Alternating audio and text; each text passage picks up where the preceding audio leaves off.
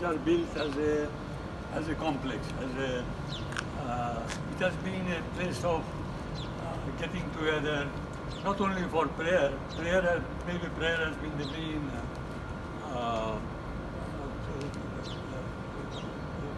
main idea, but then other facilities have been also collected around it. So inside, it's just what you see here. There is a place for sitting. The devotees, they sit for prayers, and there is another room which contains a burning fire.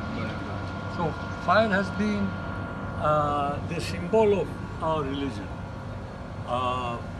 just like a flag of a country or this. So this has been a symbol. It's nothing that we worship. We do not worship fire. We consider it as a medium for prayers.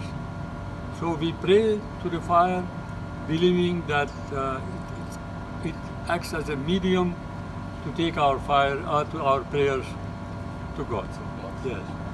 You know, our religion is quite old. Our religious calendar is, we are now in 3,756 year of the start of our religion. That is the year that our prophet brought in the religion or discussed the religion. So it's quite an old religion.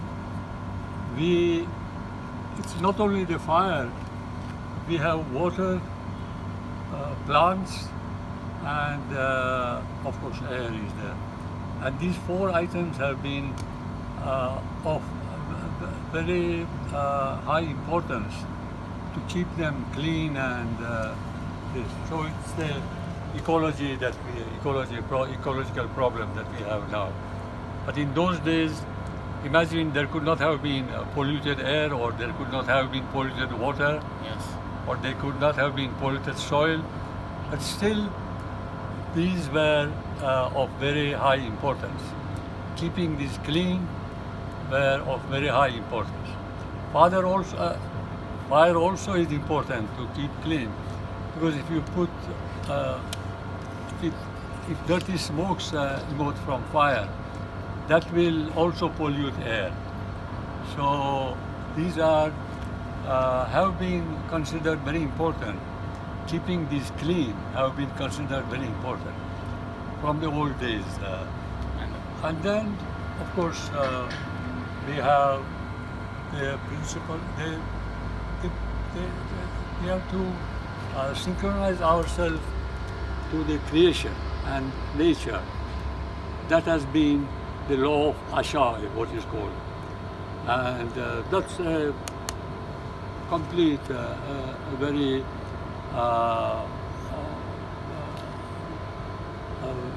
very high profile thinking and discovery that our prophet had made about the nature of creation, that everything is harmonized and everything, and it says that everything comes from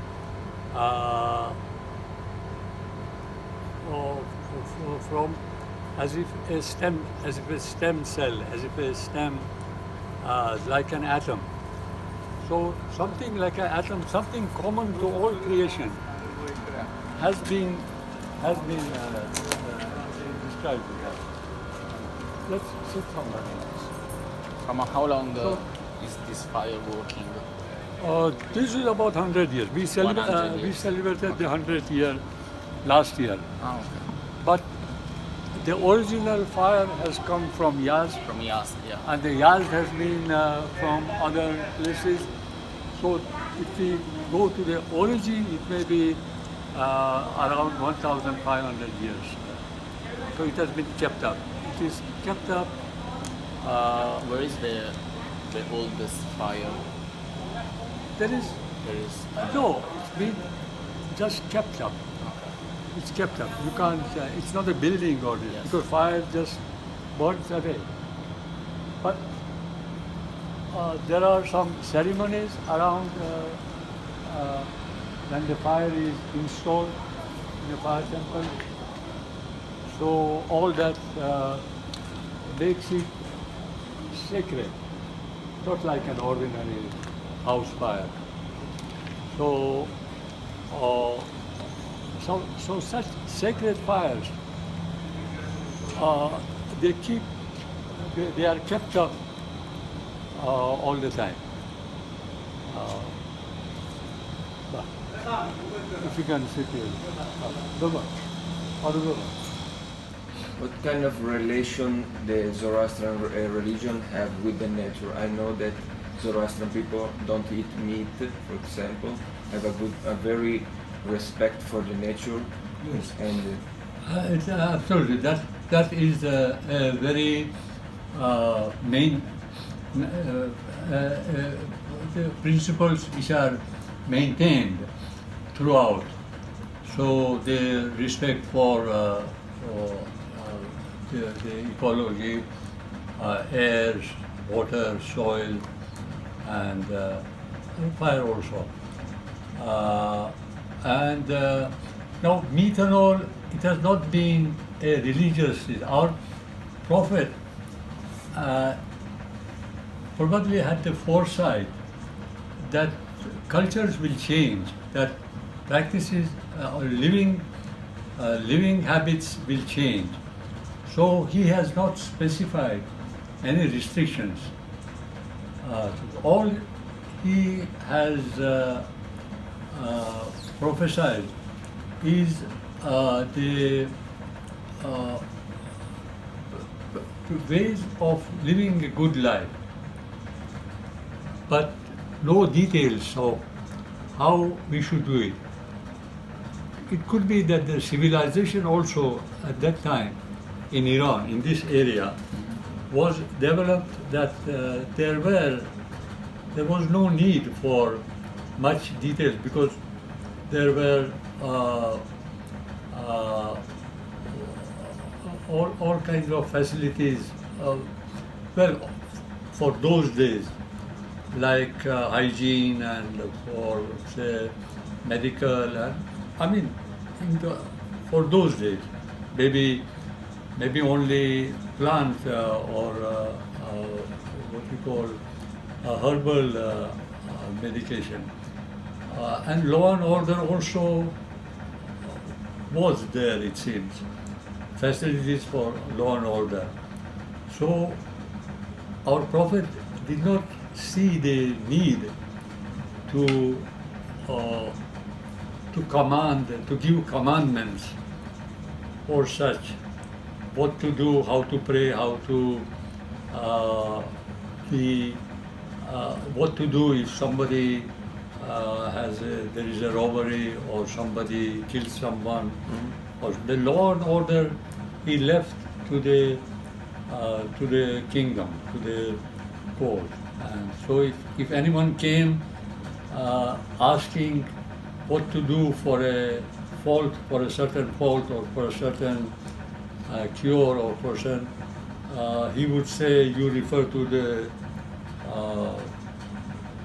medical facility or to the court of law and such. But he has specifically written down the principles of living a good life, and he has condensed the main ideas into good thoughts, good words, and good deeds, good actions. So that way, what he stresses is such things, not what to eat or to fast or not to fast or how to develop. He has given some specific ideas about the nature of human life and the nature and the creation and all. And he points out that everything is harmonized. Mm-hmm. And for a good life, we should live a harmonized life in every respect, even for eating, for moderation and harmony. So he does not specifically, he has not restricted eating of meat or any other daily practices. He has, even for his religion, it is not forced on anyone. Even a child born to a Zoroastrian is not a Zoroastrian until he comes to a age of knowledge and understanding and chooses his religion. And then there is a celebration, and there is a special shirt and a waist, which is given to that child. And there he promises, he takes an oath that I have chosen this religion. Of course, after that he is supposed to keep his promise, his or her promise, and both that. And the equality of sexes, equality of men and women are always maintained in the religion. That's why even the courts of law and all, for our the rules of legacy and all, if someone dies, the property and all is divided, always equal. In every respect, woman and man and woman are considered equal. So when we call a child also formally, we just don't say the father, the child of mother and father. We call like that.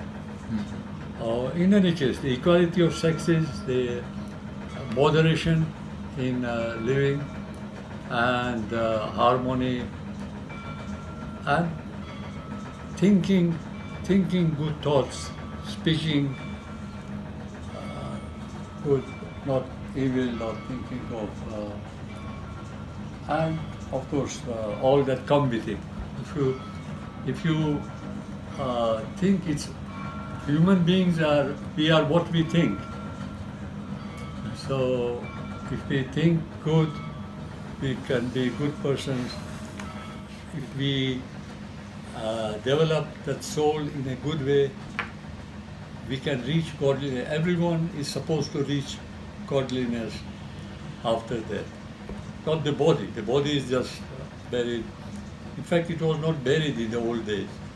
It was kept above a mountain. So as a charity, so even the body, even the dead body. And charity is one of the big demands of our religion. That charity is not just giving money. Charity is sharing anything that we can give to the others. See, if I'm giving my knowledge to someone, that's a kind of charity. A teacher does charity, or so we are supposed to gain knowledge. We are supposed to be always progressive, always learning, always developing. So we have to we have to take care of our life. We have to make sure that we live a healthy life. Then we have been given intelligence, human being, talking of human being, because the creation is so vast that we are just a tiny, the earth is a very tiny sphere amongst the star, amongst the entire. But then, and human being just one species of creation on this earth. But then when we talk of ourselves, we are supposed to take care of three main items. One is life, so the living, so we have to eat well, exercise well, and keep our health. to the best level. Then our intelligence. So God is supposed to have, at the time of conception, at the time of when the life is, when the embryo is formed, it is supposed to be given a small amount of life in a small way, intelligent in a small way, and conscience in a small way. We have to develop that. So when it's in the mother's womb for 9 months, the parents and the medical staff and all, they have to take care that the child is born healthy. Nowadays, because we are intelligent and conscious, because developing the intelligence, gaining knowledge, but not using it with good conscience, may develop harmful things, may create harmful things. So you can see that supposing if we go to the extreme, and if there was someone who just was looking after his health and this, but not any intelligence, not going to school or not studying or not developing his knowledge, it could be a very useless, strong man. These are the main ideas. It's so moderation and but progress. Progressive way of life has been emphasized, and of course the ecological cleanliness. In which consists your role in the Zoroastrian community? As a priest, Yes. Your figure. we manage the religion ceremonies and all. Well, every religion have their religious. That's where the conscience comes in. The conscience, the food for nurturing conscience, for building up conscience, is these prayers and belief in God and belief in super natural things which are supernatural. So our role is to help those who are interested in it. We learn the scriptures and we pass on the scriptures to the us. And do you have a book about the religion? And what's the name of the The Zoroastrian? main book, the oldest one is Gathas. That's the songs, Gathas of Zarathustra. Zarathustra is the name of our prophet. And Gathas means songs. They are quite metric and poetic like writing. And that's the main one. But then we have a whole lot of scriptures. There have been much more, lot have been burnt and lost and all in these main, there have been some main victories like the Alexander the Great who conquered Iran. They did a lot of damage to these scriptures and all. Then the Arabs, they did a lot of damage to the scriptures and all. So we have what is left over, but we have. It's called Avesta. The collection is called Avesta. That's also the language in which they are written. So they are all written in Avestan language. So during the ceremony you use the Avestan language? Yes.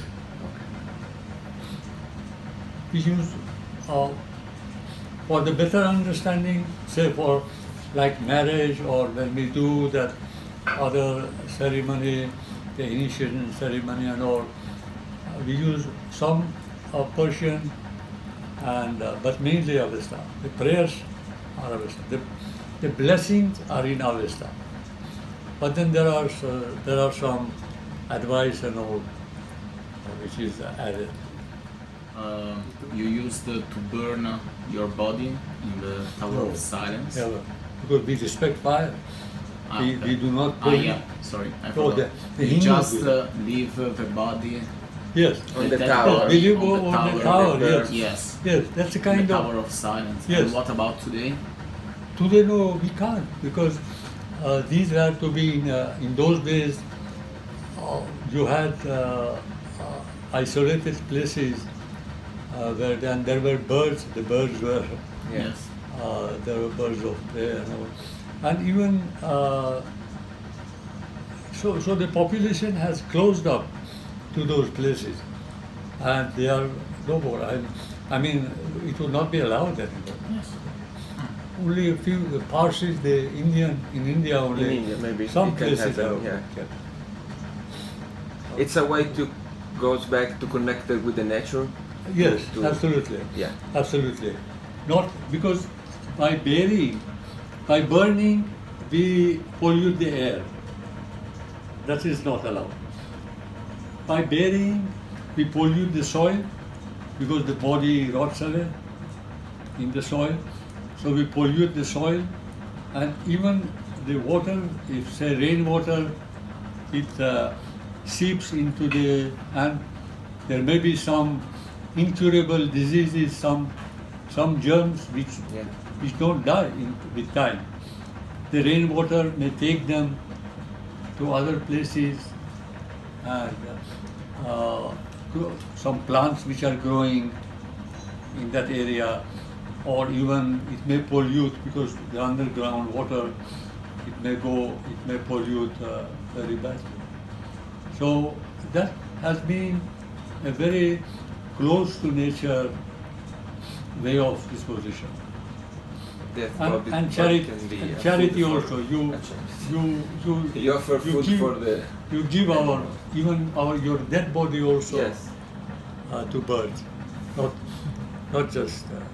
But nowadays there is only burial.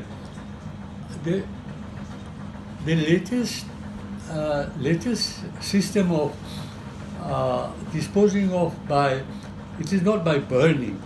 Nowadays, until a few years back, even the incinerators, the equipments which burn the body, they use burners, they use fires. Of course, it was cleaner because the smoke was circulated and it was not allowed to pollute air. But still fire was used, and that's not allowed.